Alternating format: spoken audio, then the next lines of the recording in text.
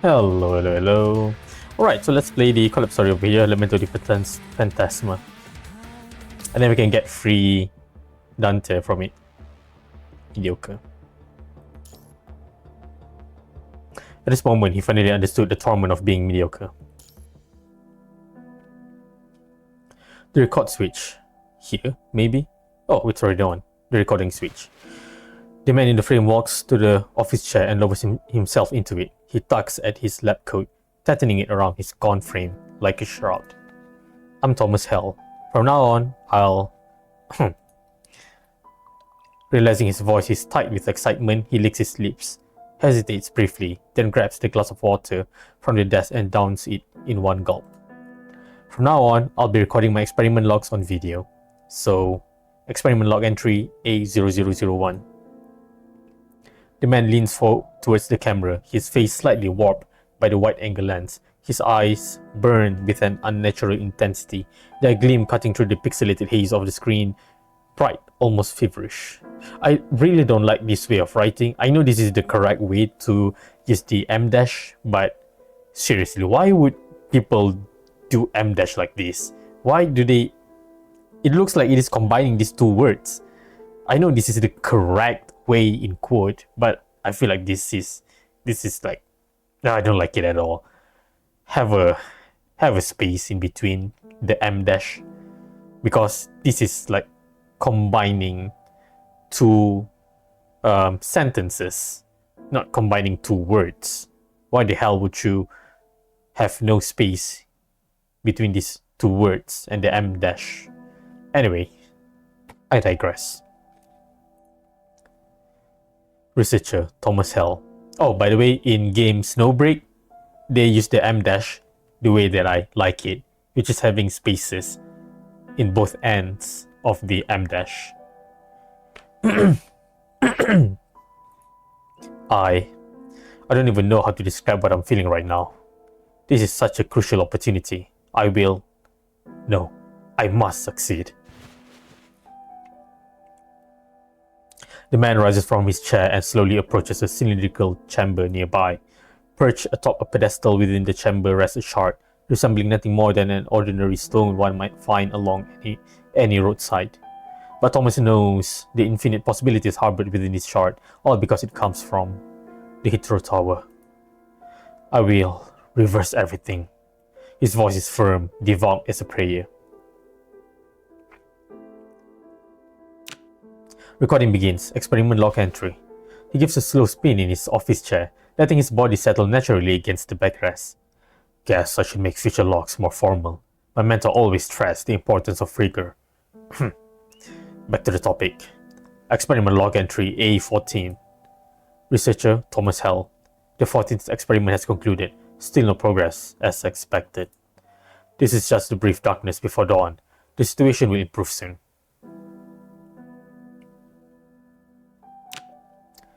Experiment log entry B 5042. Researcher Thomas Hell. No progress in the experiment. He runs a hand over the rough stubble shadowing his chin, his voice low and grave. No time to waste. I still have much to do. Experiment log entry C251. Researcher Thomas Hell. The man sits in silence for a long while. The quiet grows heavy, thickening the air until it feels as though he might drown in it. Another failed experiment. I was prepared for this, but... He throws himself back into the stagnant waters of silence. Thomas picks up the stack of experimental data from the table beside him, scanning the numbers once more, though he's already checked them countless times. The Gibbs variable, power output, conversion results, the Zhang function. I don't understand, Zhang. Why can't I get expected outcome in practice when using the value obtained by reversing the formula? Is the formula wrong? No, the formula is correct, but... No, this is wrong, completely wrong! He throws the papers violently to the ground, fingers raking through his unkempt hair in desperation. The Hydro Towers defies everything we thought was possible. I was a fool to trust those old theories. Those so-called wise predecessors were nothing but a bunch of mediocrities. Dominic was nothing special after all. Man, his face. I'm going to draft a new formula. Time will be mine to command. After reaching this conclusion, Thomas suddenly rises and turns on the camera. Experiment log entry C1564. Researcher Thomas Hell. Failed scanned. The camera flickers on for a moment, then off again. Experiment log entry C1677. Failed. Experiment log entry C1754. Failed. Experiment log entry C2065. Failed. Experiment log entry 2480. Failed. Failed.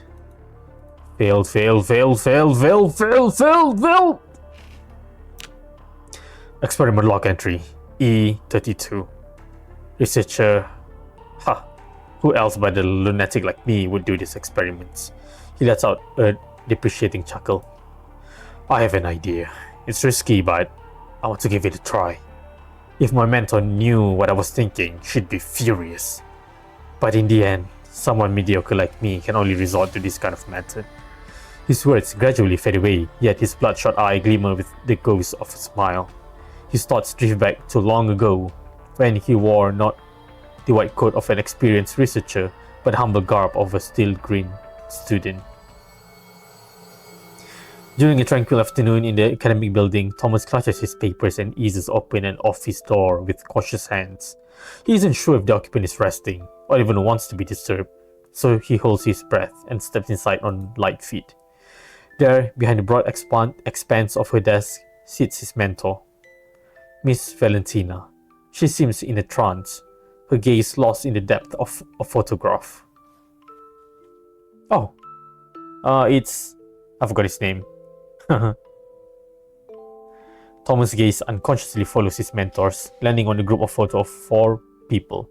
He recognizes only 2, his mentor herself and Mrs. Schwartz. So this is Mrs. Schwartz. This is the mentor, I believe. Of the remaining 2, one is kind-faced, middle-aged man, and the other a young person from Kowloon. Something about the scene holds Thomas transfixed. An indescribable tension hangs between them like an invisible wall, making him hesitate to interrupt Valentina and pull her back to reality. But Valentina notices him. Is it going to be just like this all the time? I think so. But Valentina notices him anyway. Curious? Sorry? Thomas doesn't respond right away, taking a moment to realize Valentina is talking about the people in the photo. Who are those people? They are the people who changed this world. Compared to them, most people in this world are just mediocre, myself included. You are being too modest, Miss Valentina. The director of the Science Council could never be considered mediocre.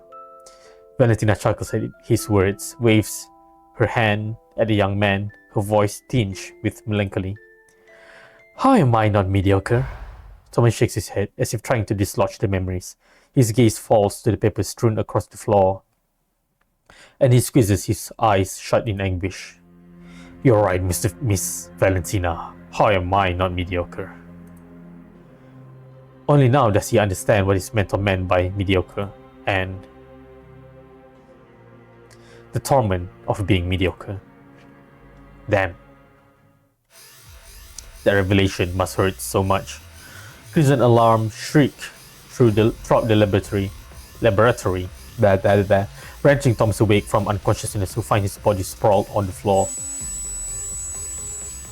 As he fights to piece together the last moments, a knife-sharp headache splits his skull, scattering his thoughts. In his days, he only recalls a few blurry fragments.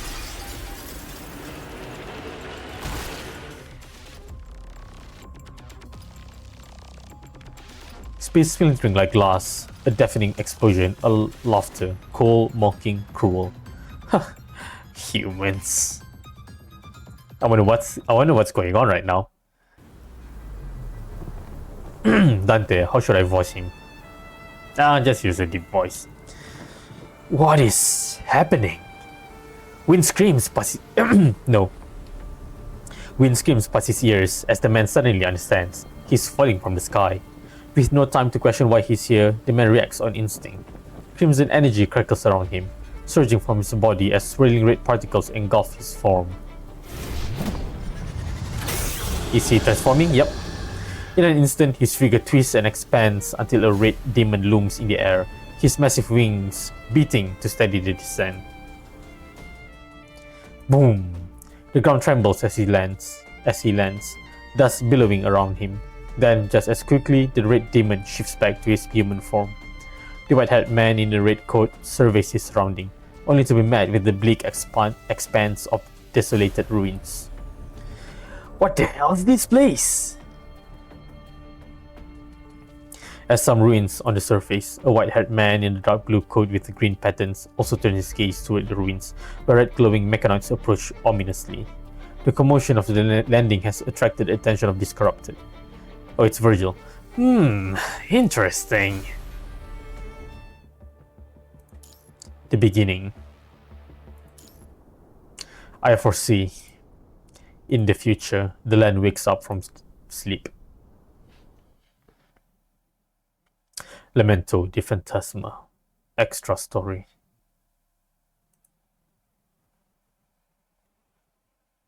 That's a pretty cool fade out. The transport vehicle hurtles through the wilderness, its tires churning up a spilling dust storm in its wake. The road, long forgotten and riddled with potholes, sends the vehicle lurching and shuddering along the broken path.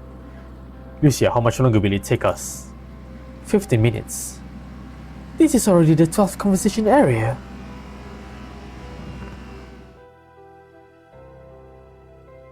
Two weeks ago, multiple surface conservation areas came under attack by unidentified hetero creatures. Worse yet, nearly all personnel from the affected sites have gone missing. What started as a small-scale incursion has swiftly escalated, and the window to rescue the attacked conservation areas is closing fast. These coordinated strikes defy the usual behavior of hetero creatures. Is something or someone pulling the strings behind the scenes? Another entity like Cradle, perhaps? According to the collected data, over 1,600 people have gone missing, with 187 deaths confirmed so far. The majority of casualties occurred during the initial attack. In just the first 3 days, 5 conservation areas were hit simultaneously, resulting in over 700 missing and more than 60 deaths. Babylonia has swiftly adapted its tactics, deploying its most agile elite squads as vanguard scouts to gather critical intelligence. Based on their findings, the support force would then mobilize, ensuring rapid enforcement where needed. Reports of disappearance and death among conservation areas residents have dropped sharply since. Oh, nice. But it's not enough. No matter how fast Babylonia moves, the hetero creatures always seems one step ahead, leaving defenders scrambling to keep up. Lee, the conservation area requesting aid earlier has a permanent population of around 400 people. If this time, Lee pauses, leaving his thought unfinished. 4 hours have passed since you received the distress signal. Lucia remains silent, her hands clenched around the steering wheel as she fights to keep the vehicle steady on the dilapidated, mud-slicked road. Lucia, how's everything with your new frame? It's functioning well, no adverse reaction. Good.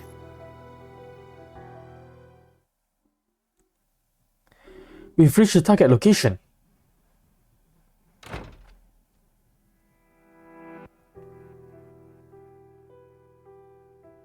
The vehicle rolls into the target conservation area, but only a deathly silence answers. The ground is streaked with dark pools of blood, the wall riddled with bullet holes. The acrid tang of gunpowder lingers, sharp in the still air.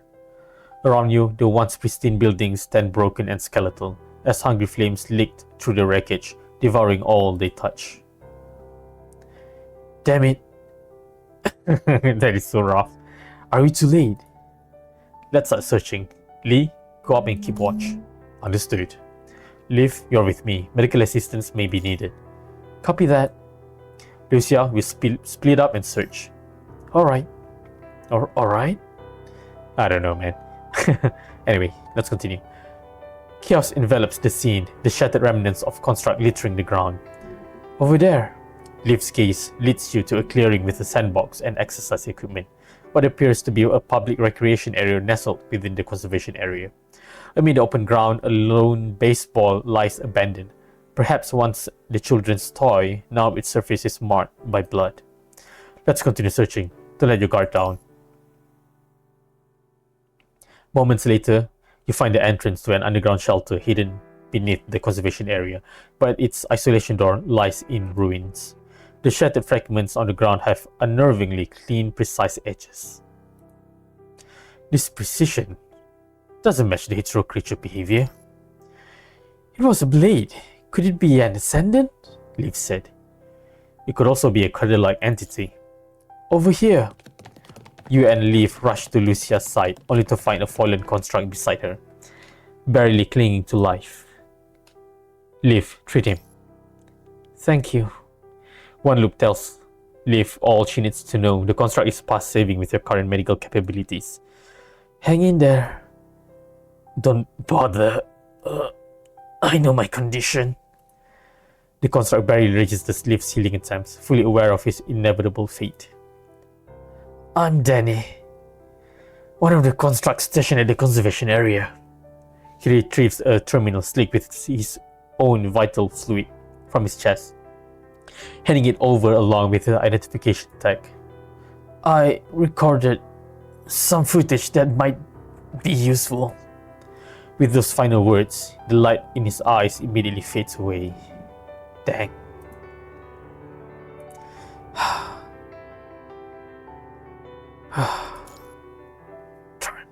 Let's give him a proper burial.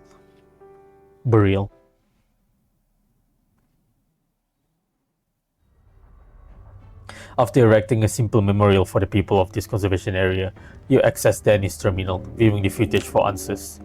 This is Danny, a construct station at the conservation area. We are under attack. Danny faces the camera, speaking rapidly. There are many hetero creatures. Squeak! Ah! Like that? Ah! Something like that. I don't know. A hetero creature lunges at Danny from afar, forcing him to dive aside as his terminal clatters to the ground. The video recorded by the device reveals the creature's bat-like forms and fluid flight. The hetero creatures match the information previously gathered. In the footage, Danny springs to his feet and opens fires on the hetero creature. The conservation area couldn't have fallen this fast if it's just the hetero creatures, said Lucia. As if to confirm Lucia's word, Danny's resistance seems short-lived. A blurry figure appears from the corner of the frame, followed by brutal lightning-fast slash. Danny barely manages to react, but it's too late. His blade shatters right in front of his chest in a spray of vital fluid. The unknown figure halts, the disposable weapon glinting briefly before being smoothly sheathed. Yet, due to the camera's angle, only the person's lower body is captured in the frame. Oh, it's Virgil. It's the hem of a dark blue coat.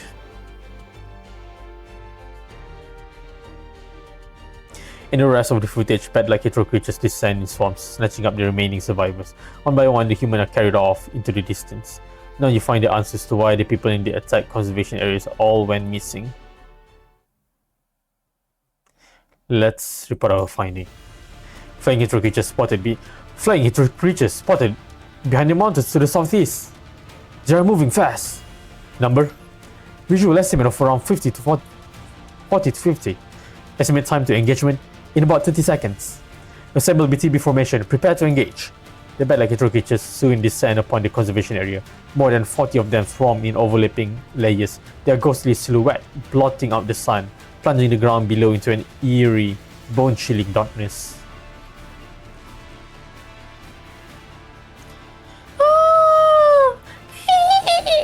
Something like that. They circle in the sky, their shrieks and howls rending the air, a cacophony like hell's own laughter, mocking the fragility of the humans beneath them. Death rides in their wake, their joy found only in the spilling of blood. Then, as one peels away, Liv is still with her old frame. I mean, the latest, the Imperia frame is not for normal use. It is like a very specific for absorbing the punishing virus here.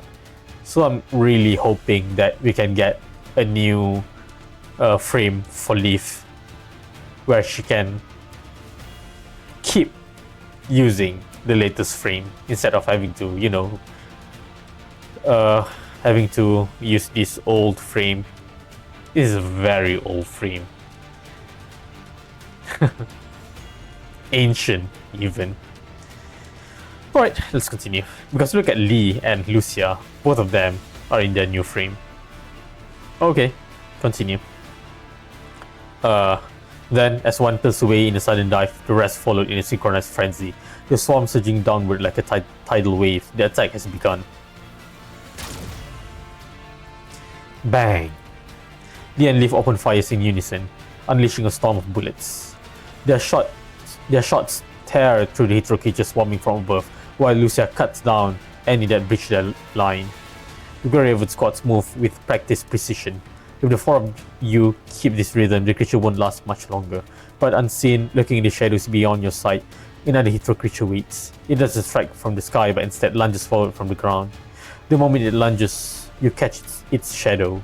Countermeasures flash through your mind, each considered and discarded in rapid succession. You could take it alone, but a careless move could leave you wounded or break the squad's current formation. Lucia! Roger! Roger! Roger? Anyway, Lucia is already poised for the strike, her blade gleaming in anticipation. Once closer, the creature would meet steel. But something else moves faster. A blur too fast to track hurls into view. By the time you register the motion, it's already over. Oh, it's Dante, isn't it? Ah! The Hitro creature crashes to the ground, shrieking, impaled. Only then you see it clearly. A massive sword. The sword has a strange appearance, its hilt textured like scale, its handguard tipped with 4 jagged talons. Half of the blade is now buried in the ground. A true devil weapon. Anyone who sees it would instinctively think of such a description. While you examine closely, the devil sword pinned in the ground suddenly dissipates into red particles. There he is. Wow! From the direction of the sword came from, someone lets out an exclamation. A white-haired man in red stands atop the ruin, posture loose, a smirk tugging at his lips. Looks like you guys need some help.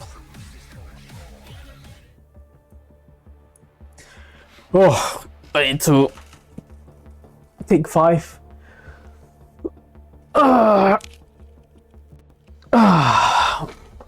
Voicing this is quite taxing actually.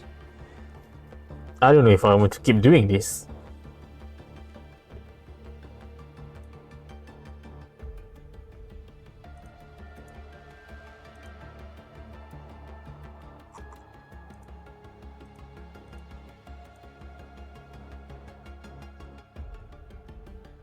You know what?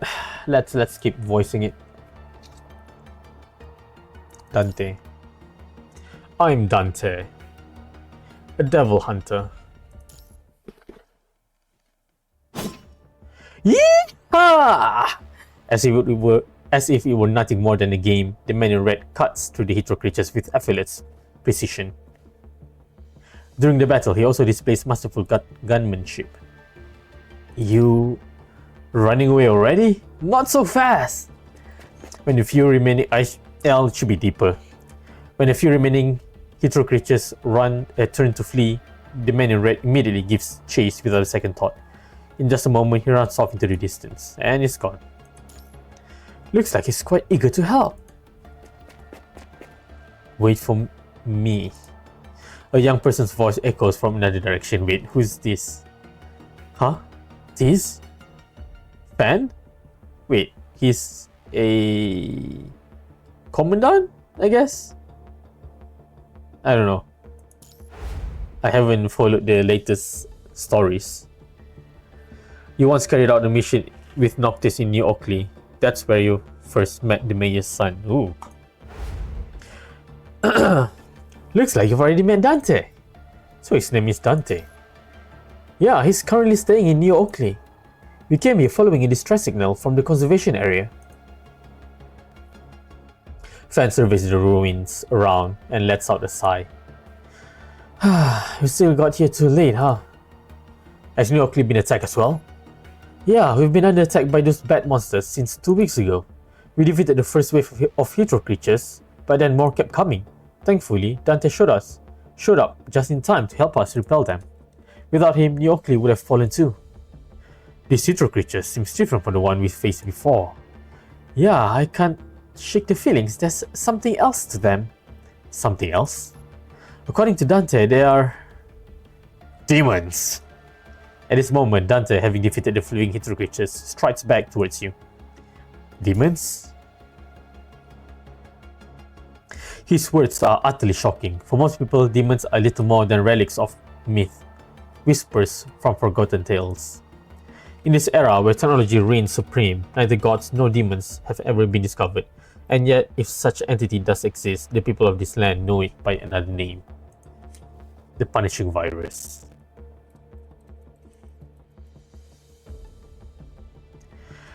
Yeah, they're demons, no mistake.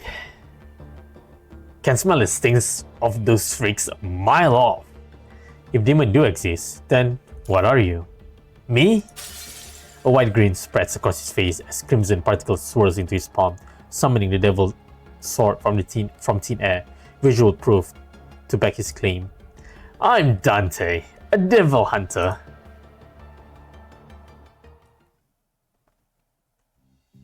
New Oakley. The transport vehicle grinds to a halt at New Oakley, marking our second visit to this place. Yet the town feels starkly different this time, with a palpable tension hanging in the air. By the way, the tree meandering something, the event story for Vera Noctis and number 21, that was really fun. I enjoyed it a lot. The story is really well written and funny, and yeah, it is hilarious. A very enjoyable story. The meandering tree. Oh yeah, that's it. The meandering tree. That's the name of the story. Anyway, let's continue. Walls now encircle the place, guarded by construct perched in watchtowers. Residents move in hurried clusters, hauling crates of supplies. Despite their unease, life stubbornly persists. Makeshift stalls line the roadside, their owners hawking wares. Hey Dante, try one of my apples. Dante effortlessly catches the apple tossed his way. Ha, thanks. Dante, wanna grab a drink later? See you there. An old cowboy tips his hat to Dante from his seat by the doorway, and Dante returns to gesture with a grin. Dante seems quite popular around here. Yes. I really don't know how to do Lucia's voice. Fan smiles gently at Leaf's words. He's helped us fend off hydro creatures more times than I can count. To New Oakley, his family now. As he speaks, Fan glances subtly in your direction, watching for your reaction. You understand his implication perfectly, but say nothing. It seems he still harbors some hostility towards Babylonia.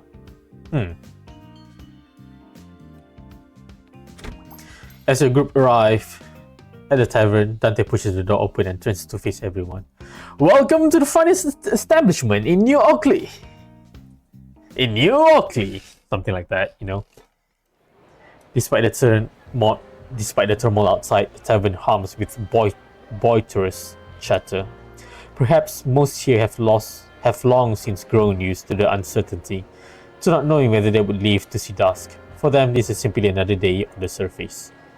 Look who's back! Dante! Another round and one for my friend Dante here. Another round and one for my friend Dante here. Cheers! Dante accepts the full glass of golden liquid and leads the group to a quieter corner. Dante, try my new pizza. I took the recipe based on your suggestion. Should be much better this time. Perfect timing. Oh, Tease, you're here too? It's been a while. Well, about time someone from Babylonia showed up. I'll let you guys talk. The tavern owner, sensing the situation, walks away to leave you to your conversation. Leaning back into the sofa, Dante adjusts himself with casual ease, his eyes fixed on you in silent appraisal. I need to close my Discord here.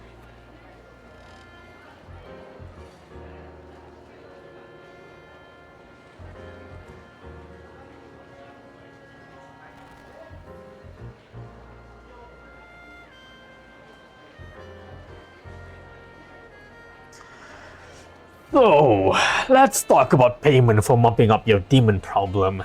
You're from... where was it again? Alright, Commandant of Babylonia? Just call me Tease. He takes a bite of pizza, his face betraying nothing. Let's first talk about those demons you mentioned earlier. Alright, let's start there. So in my world, there's the human world and the demon world. Huh? Hold on. What is it? What do you mean, your world? Literally, my world. Got a problem with that? That's problematic. You're from another world? From what I figured out these past 2 weeks, yeah. Forcing down the shock rising in your chest, you gesture for Dante to continue. In my world, there's the human world and the demon world. The demon world is where the demons live. Sometimes, demon slips into the human world and starts causing trouble, and my job is to take contracts and hunt them down. Are all people in the world like you? What do you mean? The sword. Oh, He smiles and shrugs, but his voice sharpened with sudden seriousness. Because half of me is demon blood. After a prolonged silence, Dante speaks up again. Oh, oops, did I scare you? We've been through our fair share of things too. I like that look in your eyes. So, how did you end up in this world? Wish I had an answer for you, but I'm just clueless. I was busy cleaning up demons in the demon world with someone when some crazy suction yanked me right into this place. Then you don't know how to get back either? I don't. But I've got the gist of your world situation. Maybe this Babylonia of yours can send me back home. So here's the deal. I'll help you clean up these demons, and in return, you help me get back to my world. Countless thoughts flood your mind. Demons, a devil hunter. If demons are involved, maybe we should work with you. Now we're talking. But I need to report to my superiors first. Dante doesn't mind waiting a bit longer, his demeanor remaining relaxed. I'll be waiting for your call.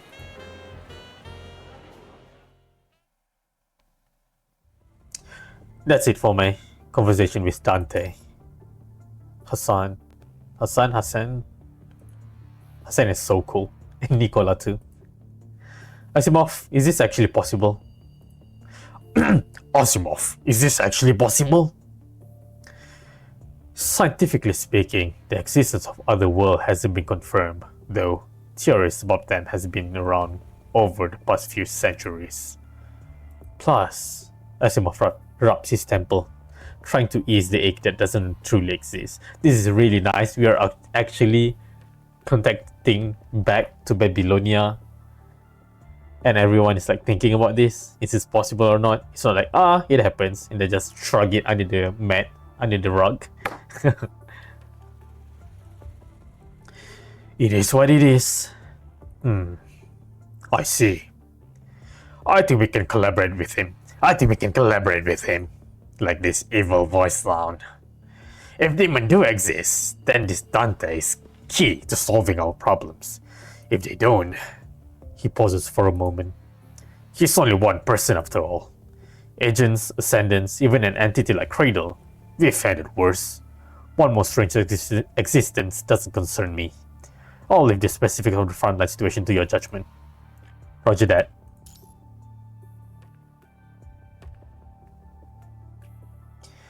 So, what do you say? It's a pleasure to work with you, Dante. Smart choice. We've also recovered the video. Think we missed something?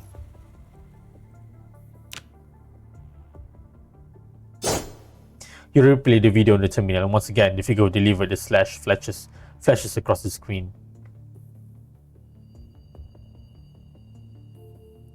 Besides you, Dante's expressions visibly darkens. Ooh. Wait, it's not besides you, it's beside you, right? Yeah, beside you. A crushing aura erupts from him. Dante? That's... It's Virgil. Virgil? He's my brother. The air turns to ice. Lisa takes a small step forward while Lee's right hand already rests on the grip of his gun. Dante catches the tension coiling between them, but pays them no mind, simply walking back to the couch and sitting down again. I've fought him plenty of times. Don't think he'd do something like this, but if this mess is tied to him, I'll handle him myself. Beep beep. Just as you're about to speak, your terminal's communication line rings. DMC2 done. Now DMC3 start with DMC0. Yeah.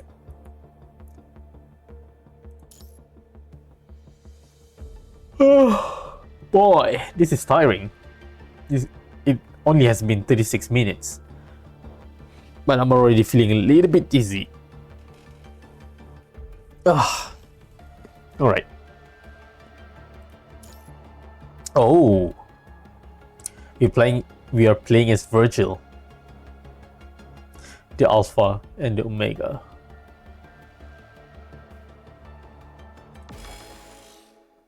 Cool.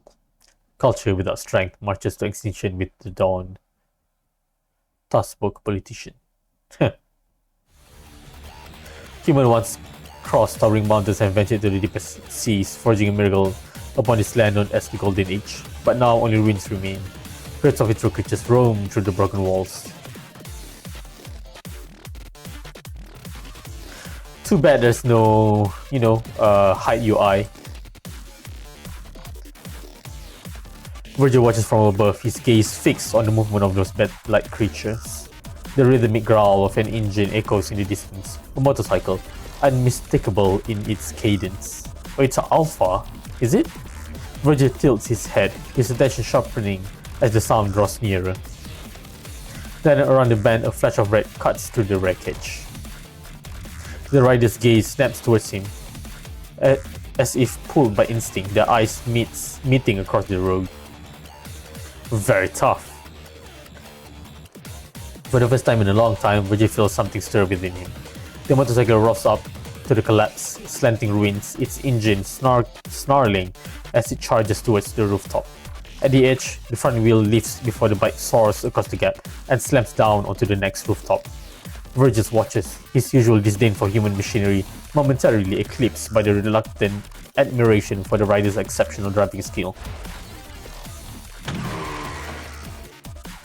Soon, the bike skids to a halt on the rooftop where he stands, and the white-haired woman dismounts. According to survivors who escaped, must be more mellow, much more mellow. According to survivors who escaped, I can't, man, I can't. I can't do this. According to survivors who escaped the attack conservation area, white-haired katana, dark blue coat. Found him.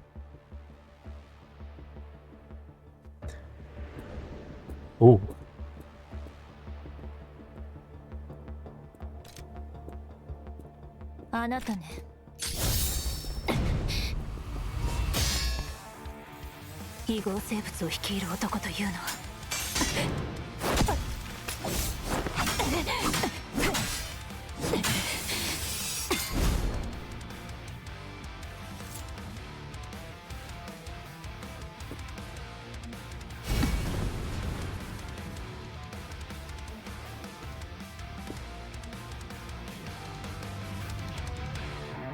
Oh man, no voice. By the way, I didn't know that this is a rooftop. Not bad. Alright. Calm down. How do I play him again? Not bad. I have no idea how to play him. Not bad. Not bad. Do we ping the... No? Bad. Oh. Go to hell. Not bad. Interesting. Wait, what? It is stuck in her? Oh, that's pretty cool. Bad. When I used the cup, the sword stuck into her. Not bad. Interesting. Not yet. I still have much to. I wasn't even watching my health. Not bad. How do I gain points for this one? Not that I can ping that. Let's have some. Let's have some. Let's not bad. Let's have some fun. Not bad. Alright. Let's just fight. Not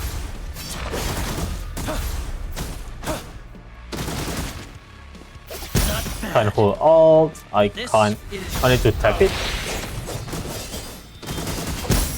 Now we're getting points.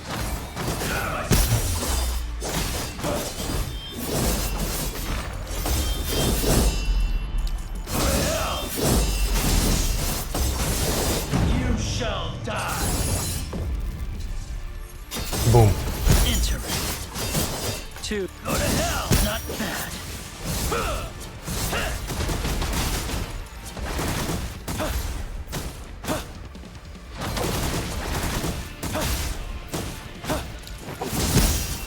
Go to hell. Go to hell. Go to this is power. Go to hell.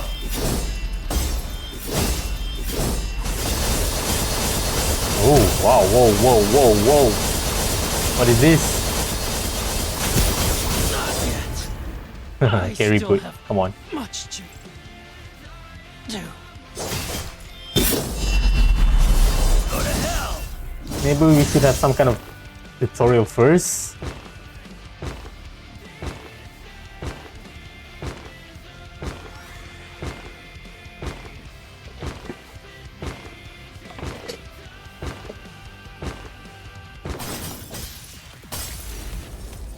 Ooh, wow. That's a cool transition. That's a really cool transition. For post-battle, wow. That's cool. I was not expecting that. Since when has someone like this been around on the surface? Her blade flashes free once more as Alpha lunges forward with devastating force. Yet Virgin meets the strike effortlessly, his sword a seamless barrier. Alpha shifts her angle, poised to retaliate until a surge of energy passes from him, forcing her into the defensive.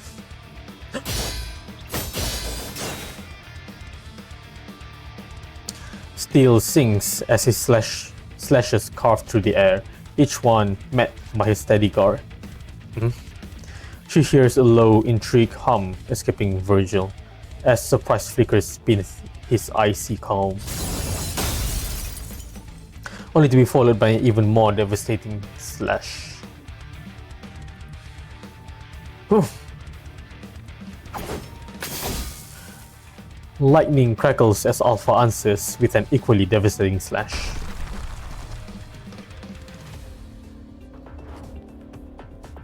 Debris erupts, dust swallows the clearing, and rocks shatter and rain down around them. Yet the two silhouettes cut through the chaos, using falling rubbles to pivot mid-air before crouching down with effortless grace. The heartbeat of stillness, chests rise and fall, steady but sharp. Then they clash again.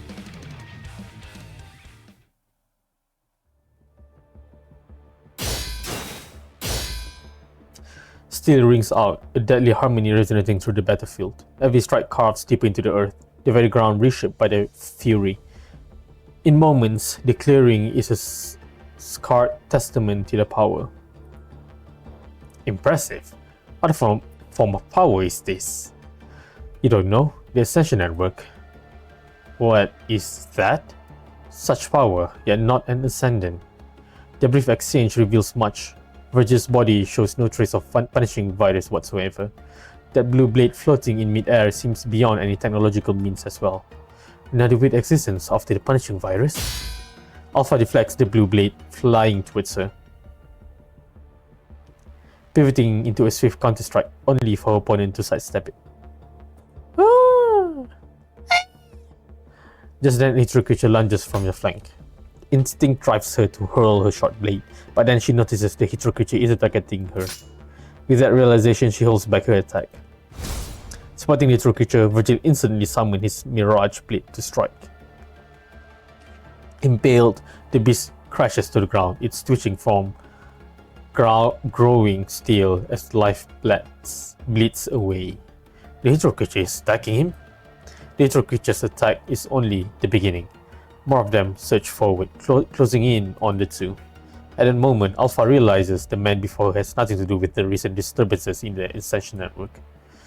It seems I had the wrong idea about you. It seems I had the wrong idea about you. I apologize. Time out. Virgil falls silent for a moment. Sure.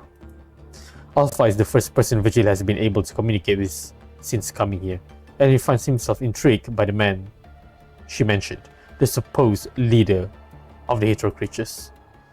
Let's get rid of these Hitro creatures first. The Hitro creature? Hitro creatures? Virgil mentally notes the term while his face remains expressionless. Alright. I don't know how Virgil sound at all, actually. Something about them isn't right. Their numbers are unnatural. After cutting down another Hitro creature, Alpha voices her suspicion. Normally, these creatures don't actively attack Ascendants. Even when some do become aggressive, they usually retreat after a few are slain, driven by self-preservation. Yet, these Hitro creatures in front of them act as if they don't feel fear at all. I've observed them. They seem to be searching for something. Alpha recalls the recent anomalies in the Ascension network. As I suspected, someone is pulling the strings behind them. Just then, the Hitro creatures halt their attack as if obeying some unseen signal. In eerie unison, they swarm towards a nearby building. Immediately after, a girl's scream pierces the air, echoing from the same building. Help! Alpha's frown deepens, but she still decides to sprint towards the cry for help.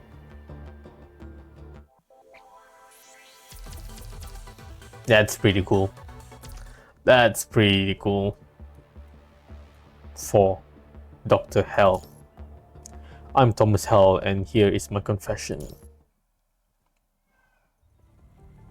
Your comms ring at this moment. The incoming call displays no name, only a jumble of code. No name? It can't be. Lisa glances in your direction. Given the recent Hitro creature activity on the surface, the two of you share the same suspicion about who's calling. The direct intrusion is a communication method Luna's group often uses. It could be them. Maybe the S-Net's affected too. Give me a minute here.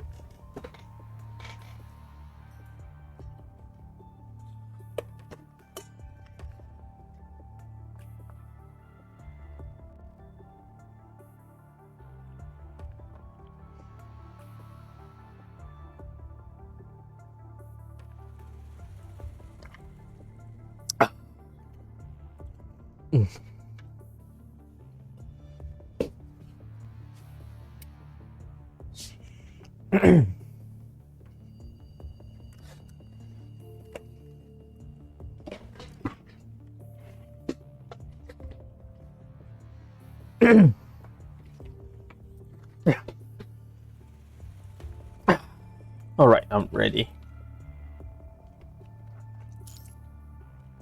You answer the comms. Alpha's face appears on the screen, alongside a white-haired man. Virgil? So this must be Virgil, the one Dante mentioned earlier. But why is he with Alpha? Hey Virgil, what the hell your deal with those Hitro creatures? You can smell it too, can't you? That reek of demons all over them. Dante's face tightens with agitation, his words lace with anger. Don't tell me you're behind this mess again! You bastard! Fool. I haven't the slightest idea what you're referring to. I only arrived here hours ago. Then it's not him that slashes all of those people and constructs. The argument escalates so quickly that neither Alpha nor you have a chance to get a word exchanged. Cast a questioning look at Alpha. Questioning look. Cast a questioning look. Interesting. But clearly Alpha didn't see this coming either. Oh, who's this? I know. It's the Mirror Demon. Who is this? Dante and Virgil's argument abruptly stops as all eyes turn to the timid little girl huddled in the corner. Alpha pulls her into the center. Oh, she's with Alpha.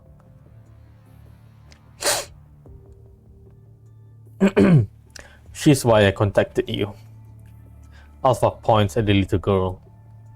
We just saved her from hetero creatures while they were trying to capture her. Whoever's behind all this, she's clearly the key. I'll let Laika tell you the rest herself. Laika. With that, Alpha steps aside. Laika's clothes cling to her, dirt-streaked and rumpled, bearing the grime of days without washing. A faint tremor runs through her, and her eyes, white and shadowed, betrayed the toll of life on the run.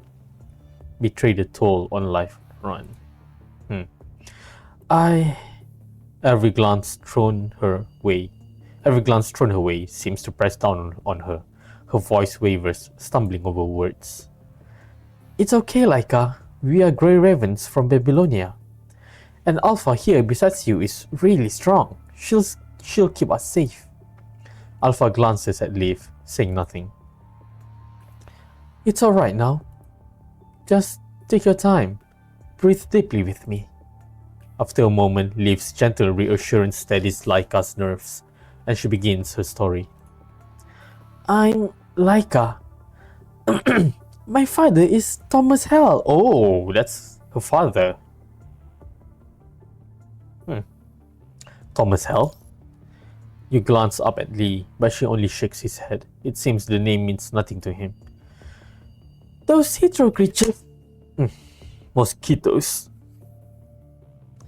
Those hetero creatures that looks like bad were all made by the Mirror Demon using the red tide. The Mirror Demon took over my dad's body and built a tower. It calls it the Babel Tower. That tower is full of monsters that helped me escape and gave me a recording. And he told me to find people from Babylonia. Can we see the recording? Of course. But I don't have a device to play it. Let me do it. I don't know how to make a voice.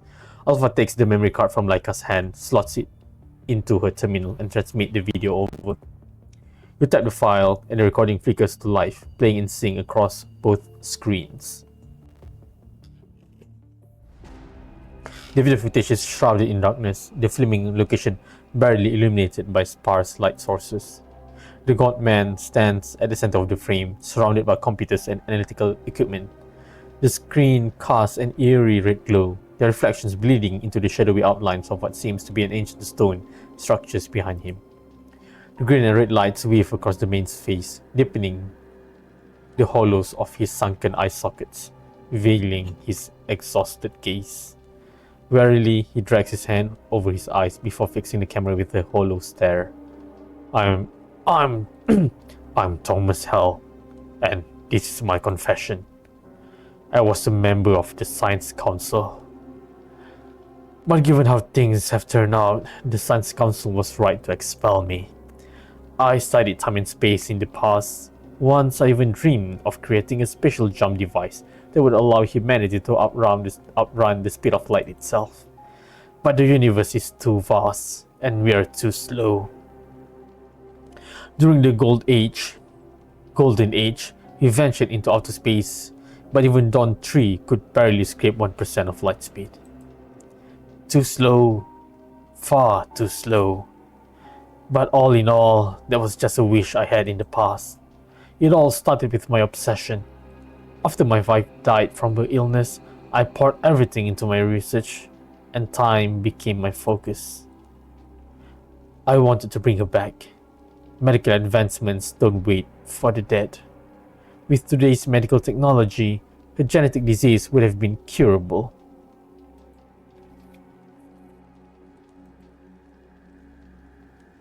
I tried every possible approach until I found a shard of the Heathrow Tower. I was certain it was the key, but I failed. The Heathrow Tower's shard did help me open a space-time passage, but something else came with it. Demons. Demons are real, and one is inside me. It's still weak for now, but so I can sometime wrest back control of my body.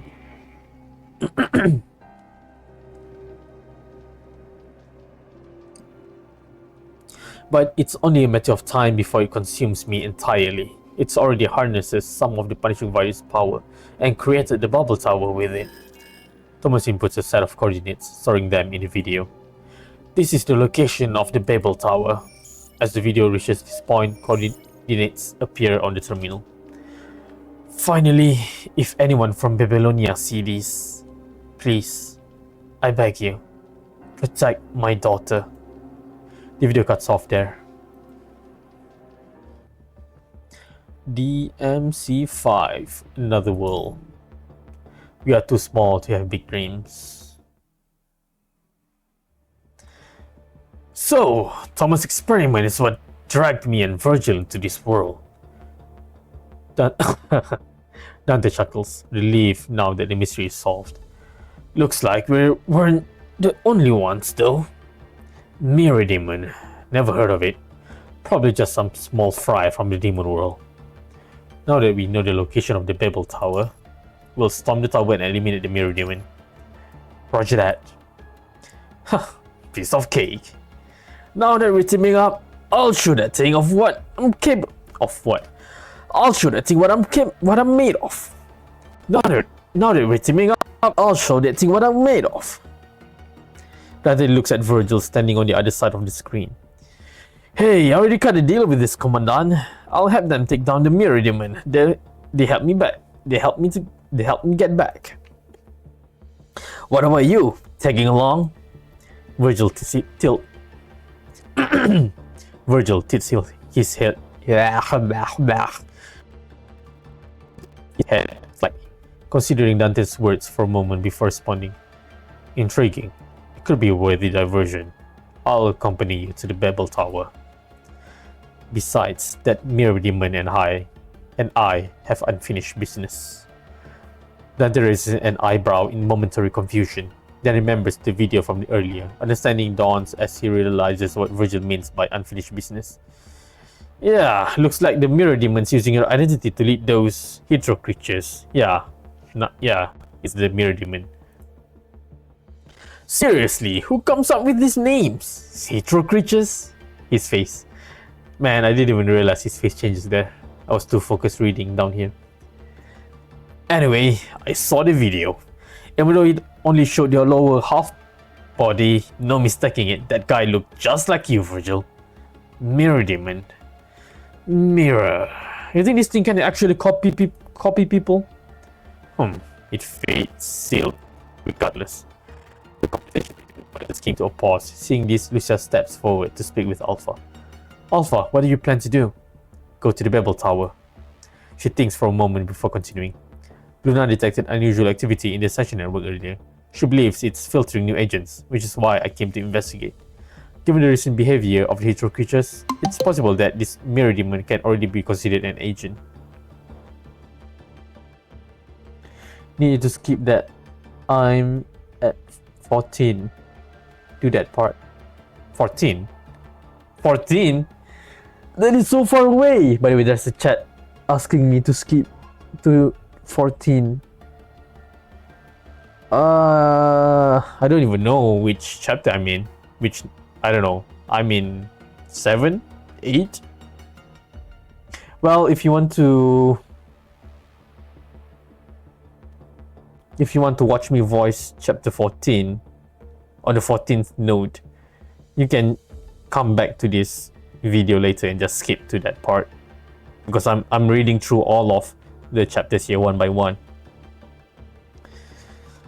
Right, where was I? Given the recent behavior of the Hetero creatures, it's possible that this mirror demon can already be considered an agent. Alpha shakes her head, keeping her lingering doubts to herself. The mirror demon is neither construct nor corrupted, but how could it possibly connect to the Ascension network? Perhaps the Ascension network always holds deeper secrets yet to be uncovered. Luna, how's she? She's fine. She just needs to focus her energy on the Ascension network for now to prevent bigger problems. Then let's meet at New Oakley. Oh, that's a good excuse for Luna not being in the story. Alpha nods and reaches out to end the call. So, your name is Virgil? Virgil gives no answer. Looks like we'll need to head to New Oakley. Do you have any vehicle to use? I don't need those.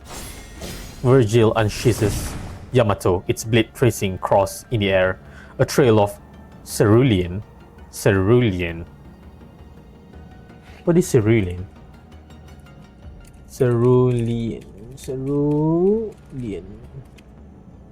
Cerulean is a color, specifically shade of blue, that can range from light azure to a more intense sky blue.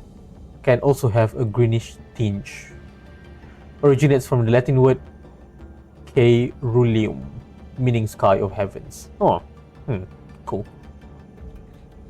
A trail of cerulean light lingers in its wake, and like a flower unfurling petals, space itself splits along the incision, revealing a yawning void of infinite black.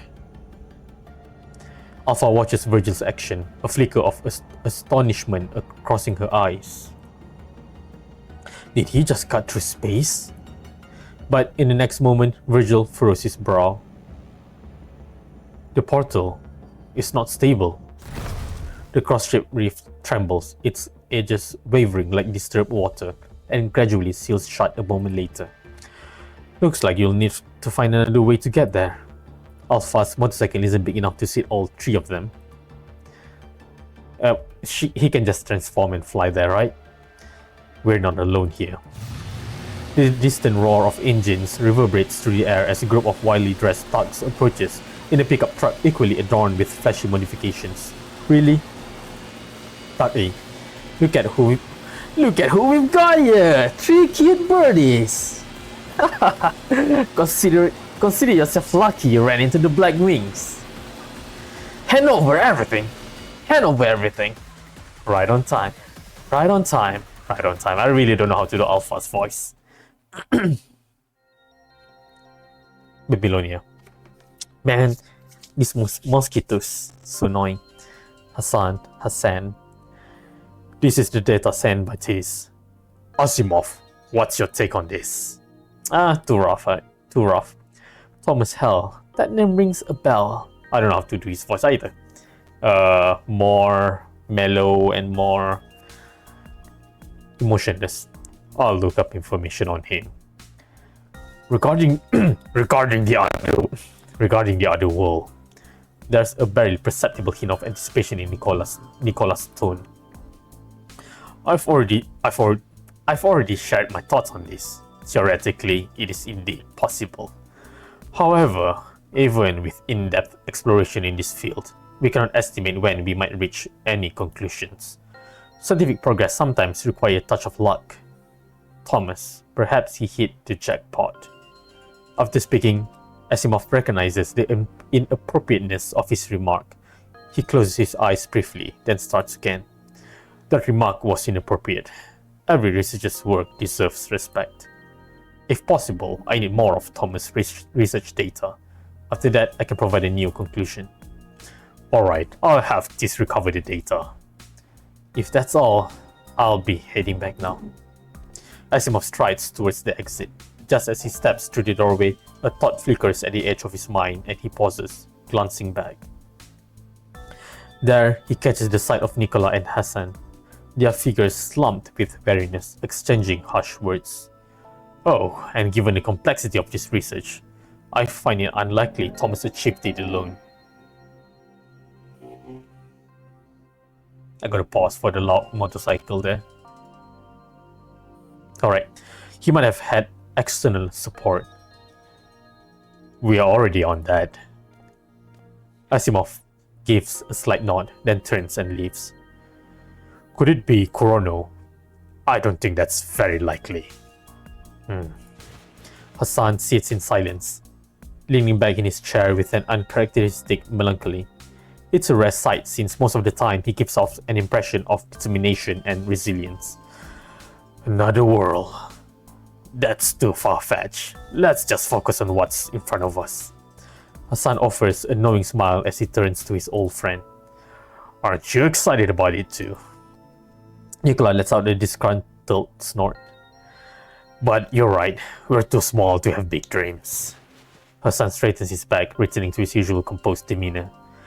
Back to our previous arrangement. The conversation fades into the sterile glow of the office lights, just another moment in the command central, where countless other moves through the artificial radiance absorbed in their busy task. And so humanity presses onwards, stumbling through these lights. Yo, you are in 14? I'm just at 6 now. Oh, there's so much more! Alright. DMC 6, The Night Talk. I bet I'm just 1/4 or maybe 1/3 through the story. 1/3? No, I don't know. Anyway, let's continue. DMC 6, The Night Talks. Little creatures, the punishing virus, everything here is scary even for a guy who deals with demons in his daily life like me. That's a cool photo of Dante right there. Oh, we got her. We got him. Give the S rank character Dante. Let's go. I thought we have to finish the whole event story, but no. It is unlocked here at DMC-6. Is the 7th node. Cool, cool. That's really nice. Although I think it would be nice if they actually put it somewhere, like a note saying that you can get that. You can get this at the 6th node. There's no notification whatsoever. They could have put it down here, you know. Alright, let's go. Oh, nice. You can play as Dante, and Virgil, and Crimson Weave Alpha. Oh man. I want to look at the character up close. Oh well. Let's go.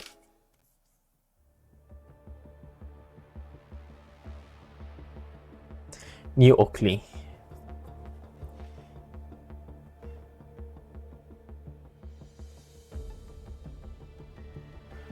Resident A. Logistic, we need ammo here. Right away. The battle has raged for nearly an hour, bullets streaking like deadly rain from New Oakley's defensive line. Though the new constructed watchtower and walls have slowed the hetero creatures' advance, their relentless, death-defying charges leave the defenses teetering on the edge of collapse. One has breached our defenses! Before the resident could finish speaking, a shadow blurs into motion, charging towards the hetero creature. Wielding a pyrokatana, Lucia closes the distance in a flash. Adjusting her stance mid-air, she brings the blade down in a shearing arc, cleaving through the creature with a single strike. Ooh. The hetero creature relies on their high-speed flight to breach the defensive line from time to time, penetrating into the town's perimeter. Lucia stands ready here, tasked with eliminating any hetero creature that make their way into the town. Holy crap, do you see that? That construct moves are unreal. Stop gawking and focus. Deal with this damn bad already. Max, the mayor of New Oakley, gazes towards the front line, his brow furrowed with worry. How much munition do we have left? Enough to last this battle. What about the next battle? What about the next battle? Just barely. It's been an hour already. The Hydro creature's attacks are getting worse. Normally they would have stopped by now. With Dante here, we'll be just fine. Max shakes his head and looks at his son. What's the word from the Forsaken? They said they'll send some people over, but not a lot. Other conservation areas are getting hit by Hydro creatures too, so they're short on manpower. This, when will Babylonia's reinforcements arrive? Not until midnight, at the earliest. If we need to evacuate later, we have to save enough ammunition to deal with potential threats during the retreat. Looks like we need to. Someone's coming! Before Max can finish, an alert from the defense line snags his attention. His gaze snaps towards the horizon. Beyond the seething mass of Hydro creatures, a wildly modified pickup truck barrel towards New Oakley. Oh, they got it from the raiders. That's pretty nice.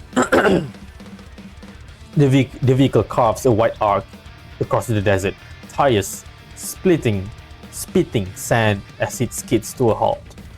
It's Alpha. The engine roars, pulls some creatures' focus. Screeching, they pivot mid-air and swarm toward the truck. Alpha and Verger step out of the vehicle. Looks like we arrived just in time. Let this be our warm-up.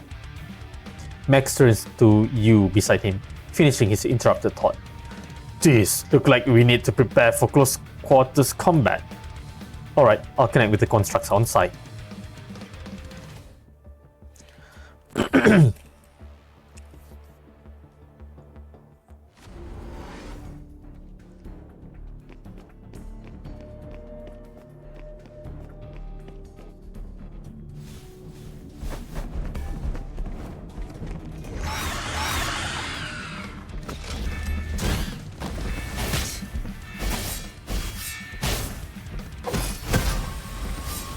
Life and death are but a moment.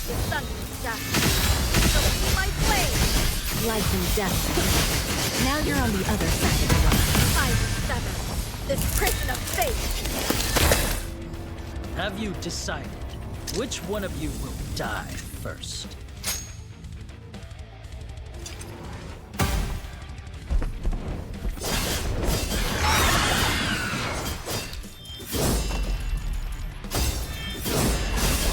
Too slow.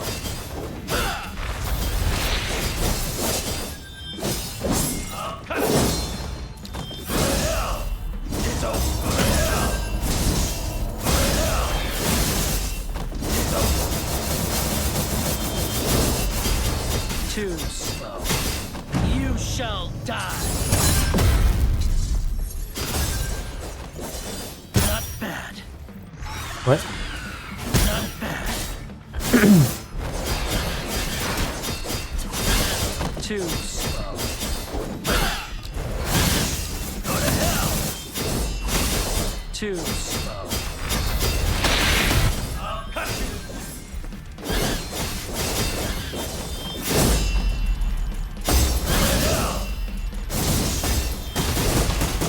Let's have it.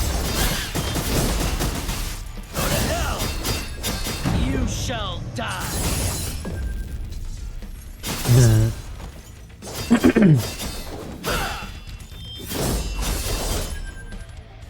Too slow.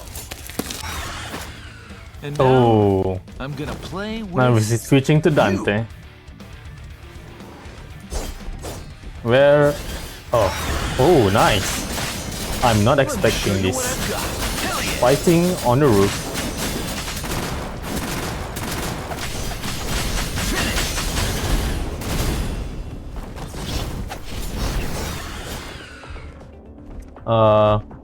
Give me a second here.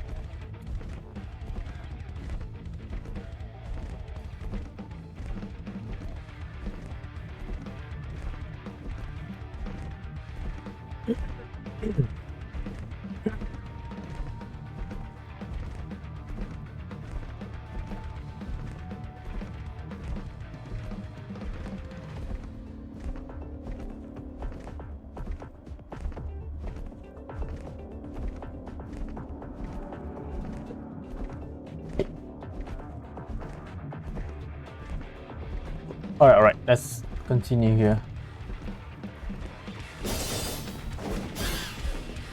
Well, the thing is, somebody was asking me on how to do the on-air.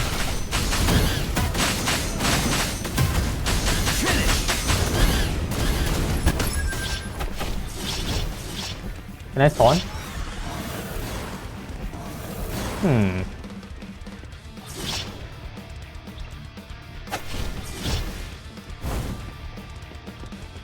How do I? Go back to hell. Shall we dance? Finish. Wait, what? How do I get there? Oh, there you go. Hold, do.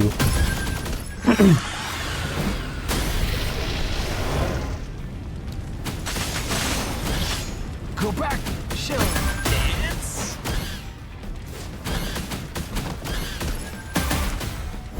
Finish.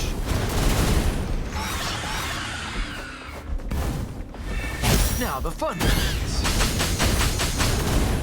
Yes, full attack.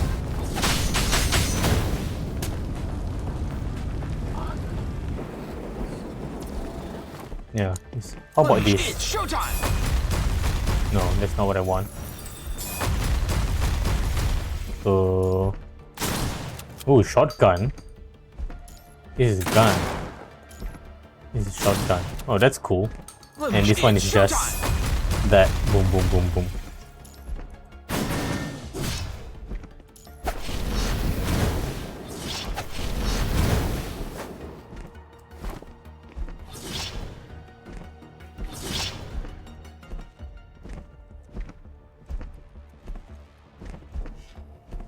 Mid-air rose throwing taunt.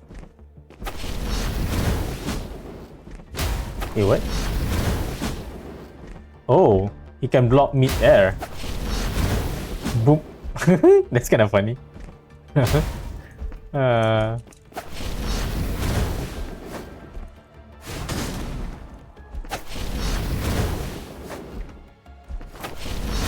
So cool, man.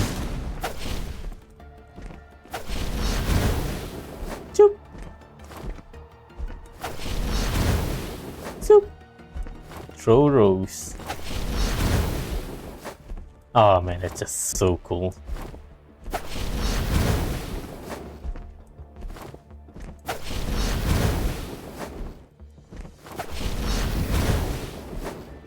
Basically, to throw that rose, to do Dante's mid-air rose throwing taunt, first you need to change to the gauntlet weapon, tap the blue orb, and then you want to hold the attack button, and while mid-air, hold the core passive icon right here, basically the taunt button. And there you go. Oh, there you go. Well, let me show you visually. Like, press this, and then this. Hold this, and then hold this. Press and hold. Press and hold. And that's basically it. How you taunt with Dante. Bye-bye!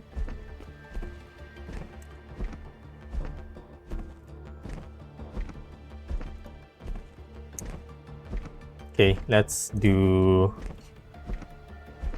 lossless cut and upload that clip so that people can know how to do Dante's taunt.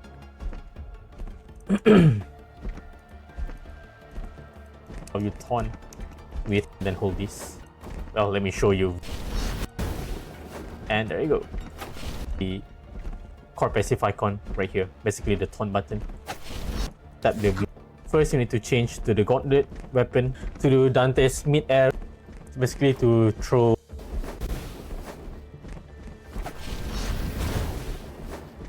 Basically to throw that rose, to do basically to throw that roast, to do Dante's mid-air roast throwing taunt. First, you need to change.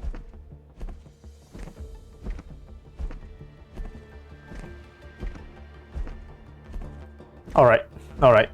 Now I'm back. Let's go. Let's continue the story.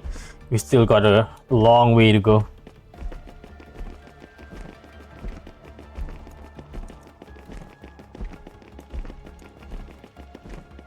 Talk to the village head.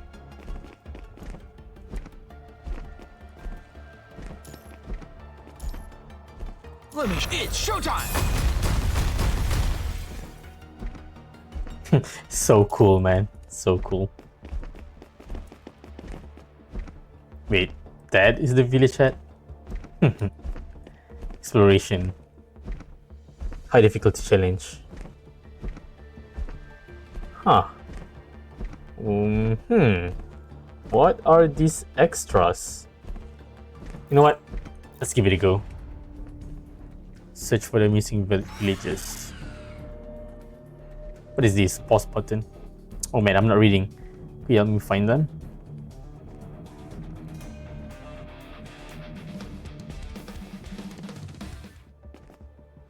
Oh, to cancel it. Okay. No. Let's do it. You know what? Let's do this high difficulty challenge first. Oh, it's the same thing. Hello? Are we going up? Let me show you what I've Do I have to go up myself? I think so.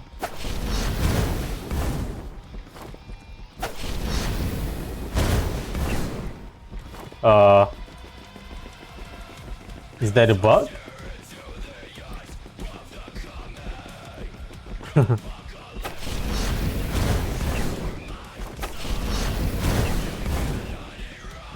What happened there?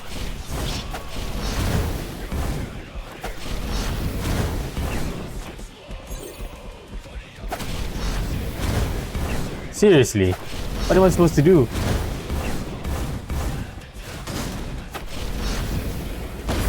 Go back to hell! I'm so confused. Alright, done.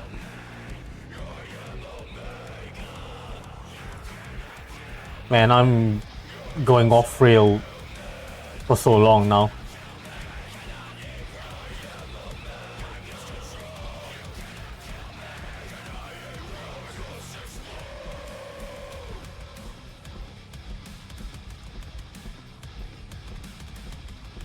Alright.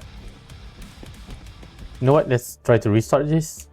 Because it is so weird. Why am I not having access to jumping that? What is this?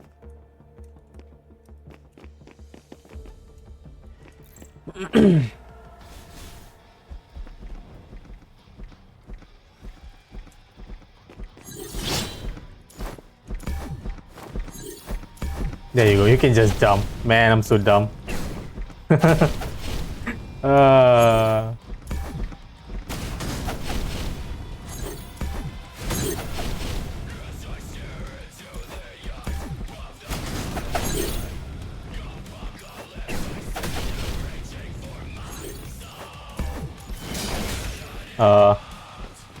Wait. What was that? Oh. Isn't that the dodge button? Yeah. You can jump with dodge button.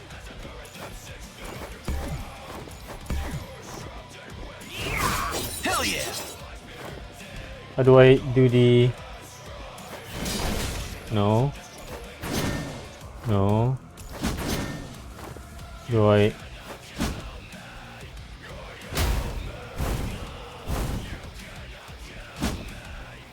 Wait, how did I... What happened there? Before this, when I press dodge, he jumps. There you go. Oh, I need to hold for it to jump. I need to hold it while moving. Got it. I just do here. No, I can only jump once. I mean once in air.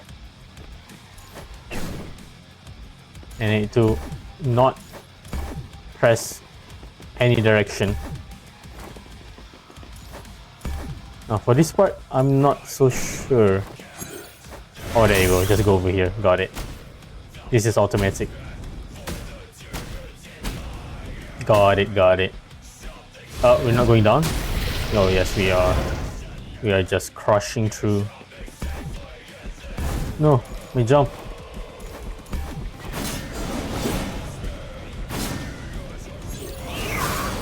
Come on.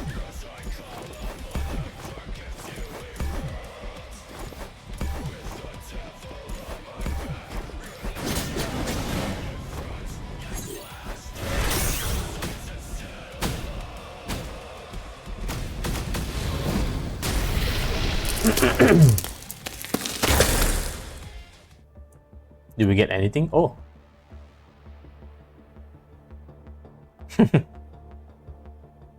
That's it.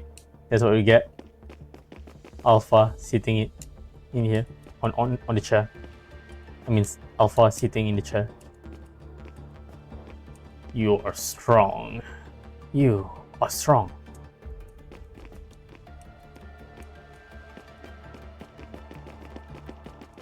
I don't think there's anything tied to this, right?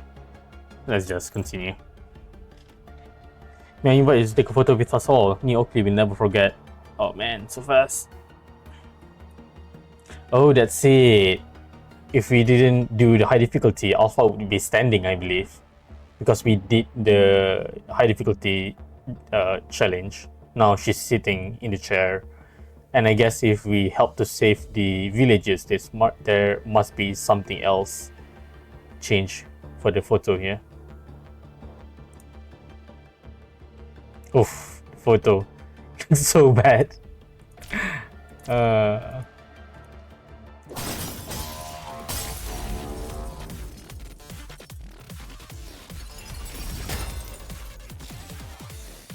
There you go. Clear time, 22 minutes. We got Dante. Let's go.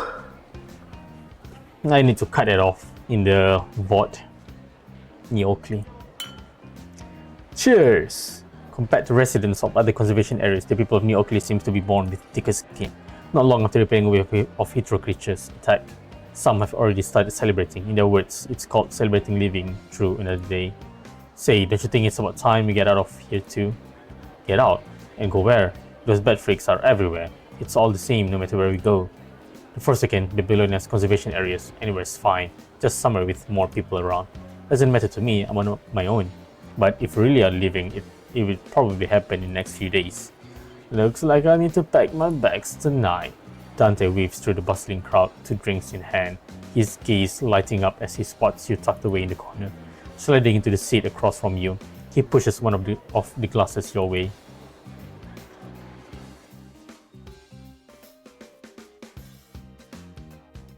Fancy a glass? A glass? A glass? Whatever. Thank you. Not bad. Taking. Do I want to keep this going? I don't know, man. I'm kind of tired actually.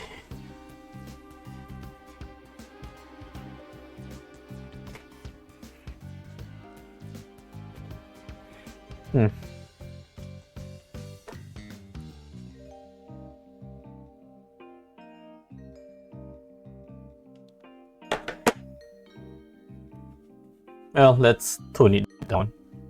Not bad. Taking charge back there makes me think this team up might actually work. You're not bad either. Few can wield a sword like that. Huh, but at least some other tricks. Don't you need to be with Virgil? Isn't he your... Don't worry about him. He's just not big on crowds. Dante drinks from his cup, not pursuing the topic any further. Have you talked to that girl? Yeah, I have. Doesn't know much about the tower. Thomas kept her away. So, when are we heading to the Babel Tower? The support force from Babylonia will get here tonight. Once we've restocked, we'll head there tomorrow. Looks like things will wrap up here soon. Hydro creatures, the punishing virus. Everything here is scary even for a guy who deals with demons in his daily life like me. You... What? I was just wondering what your world is like. My world, huh? Dante takes another sip of his drink and shifts into a more comfortable position. Hard to explain, really. You've probably figured out I'm not exactly your average human. My father came from the demon world, so half of me is demon blood. Demon world and human world, even I can't tell which one I belong to. Maybe my world is just that home I had. He gazes at the campfire, lost in thought, seemingly reminiscing about his childhood. But time never flows backward. Memories are like sparks in the air, brilliant one moment, gone the next. At least he still has family. The thought surfaces in Dante's mind, unbeaten. I don't know. His gaze drifts to a quiet corner beyond the campfire's glow. There, Virgil leans against the wall, arms crossed, exchanging sparse words with Alpha beside him. As Dante looks at Virgil's white hair and that face so like his own, he can't help but think of a certain young man, a smile tugging at his lips. Nero would never guess what Virgil and I are experiencing right now. Virgil feels the weight of his stare and glances over. Dante answers with a grin and a raised middle finger. You fool. Dante lowers his hand, then continues. The human world's nothing special, just demons causing trouble now and then. Kinda like how this place would be without that punishing virus. While the demon world... He lets out a derisive snort. Derisive,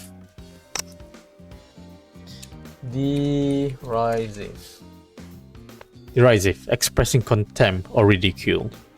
He gave a harsh, derisive laugh, mocking, ridiculing, jeering, expressing contempt or ridicule.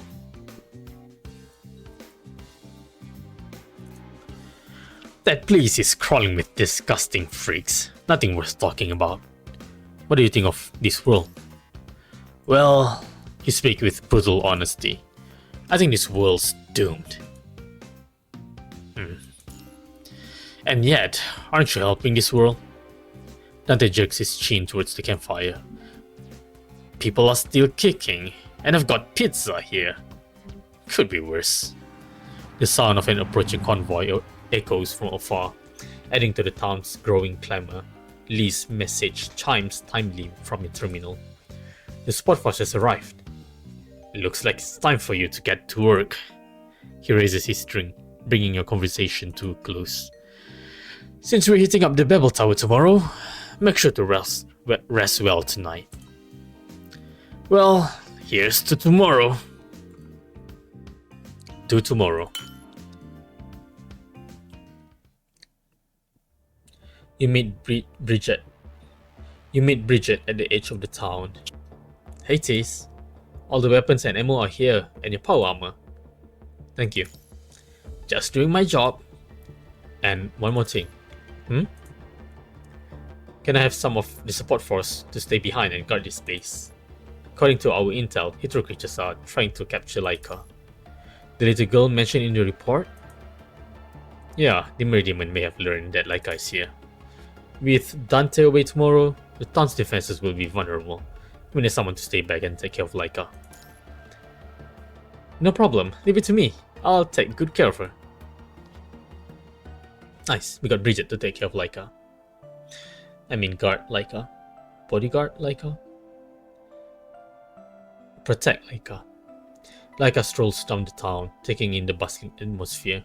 After speaking with the commandant from Babylonia, she can finally wash away days of exhaustion from being on the run. Though drowsiness lingers at the edge of her mind, curiosity wins out. She wants to explore the town first. Born in Babylonia, she has never set foot on the surface before. Until now, it existed only in images and second-hand stories. New Auckland is her first glimpse of a human settlement on the surface. Child. You sweet, sweet summer child. Her voice cuts through her thoughts. She turns to see an elderly, woman with warm, crinkled eyes waving at her. Care to join me for a moment? After a moment of hesitation, Laika walks towards the elderly woman. The woman cradles a bag in her arms. Seeing Laika approach, she reaches inside and pulls out a tangerine. Here, try this. Laika accepts the fruits, and the elderly woman pats the space beside her, inviting her to sit. And then she asks, You're a new face. I take it you just arrived from the town recently?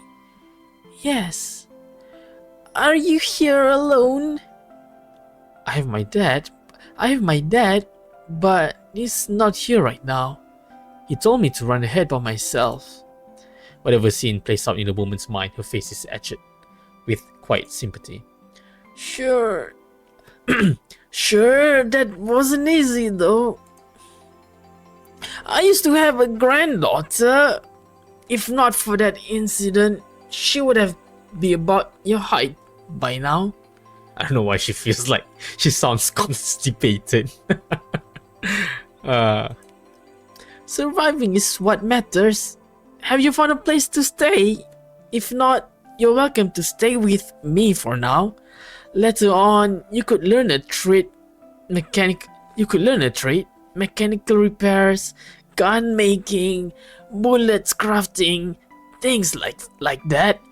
You'll find a way to get by. I do have a grandson, but he's not well behaved like you. Always wearing those sunglasses and clothes with spikes all over them, and his hair sticking straight up like some kind of roosters. Absolutely ridiculous, if you ask me. His shirts have all these strange cartoons characters on them. He calls it anime or something. I don't understand a thing about it. But deep down, he's a good kid. These days, sometimes you've got to act tough just to get by. Perhaps Laika's appearance stirs old memories, or maybe it has been a long time since she last saw a child. Whatever the reason, the old woman rambles on about her family. And don't let our Mayor Max fool you with that big, burly look of his. He's a good man at heart. Quite the romantic, actually. Realizing she's been doing all the talking, she offers an apologetic smile. Oh dear, listen to me rambling on. Once I start talking, I just can't seem to stop. It's okay, ma'am. I enjoy listening to you. Let's talk about you instead. Where did you live before? Babylonia. The elderly woman seems taken aback by the answer, her expression flickering with surprise, but she chooses not to pry further. My dad is really good to me. He's always say he just wants me to grow up safe and happy. He used to be very busy, but he would still bring me little gifts after work, and he taught me how to draw. He told me he wanted to be a manga artist when he was younger, but life just got in the way. When mom got sick, and after that, dad never really smiled again. I'm totally lost with my voice acting here. The white hospital room flickers back into her memory, that most familiar place to her. And after that,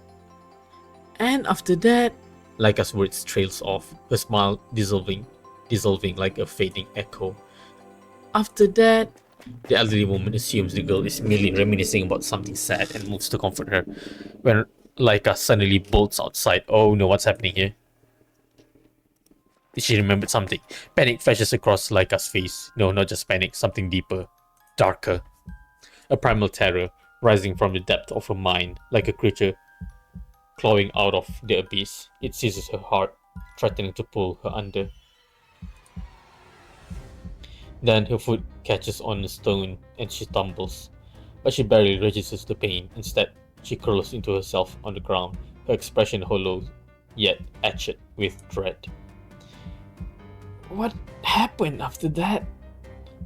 She finds her memories like a faded canvas, blurred beyond recognition. How did I get to the Babel Tower? The person in the hospital bed, was it Mom or me? Oh, what's going on? The unanswered questions send chills down her spine and finally consumes her completely.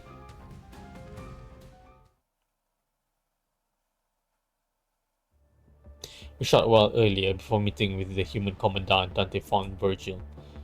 How did you get here? I have no explanation. I simply appeared in mid-air without cause. Just like me. Dante strokes his chin, eyeing Yamato in Virgil's hand. Can you use Yamato to open a portal back? Portals are unstable in this place. Looks like we'll have to rely on those Babylonia folks for now. Also, that little girl. I've sensed it as well. Oh no, something's wrong with the little girl. Is it actually the mirror demon? That would be sad. Alright, DMC 7. Man, this commenter said that he's at 14. I mean, there's a lot more here. I don't think I can voice all of it.